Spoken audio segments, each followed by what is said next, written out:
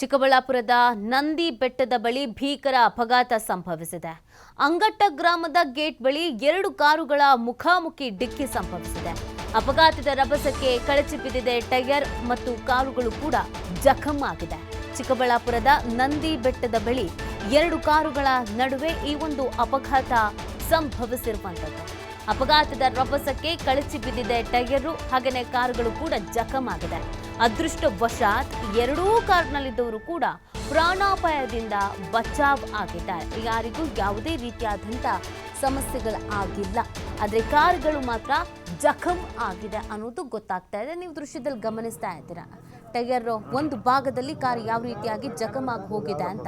ಇದು ಚಿಕ್ಕಬಳ್ಳಾಪುರದ ನಂದಿ ಬೆಟ್ಟದ ಬಳಿ ಈ ಅಪಘಾತ ಸಂಭವಿಸಿರೋದು.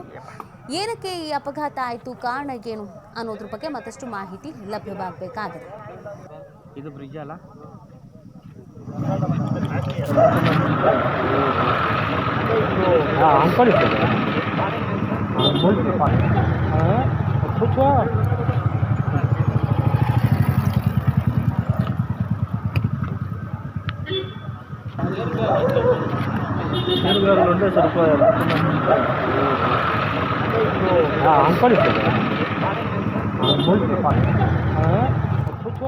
Claro,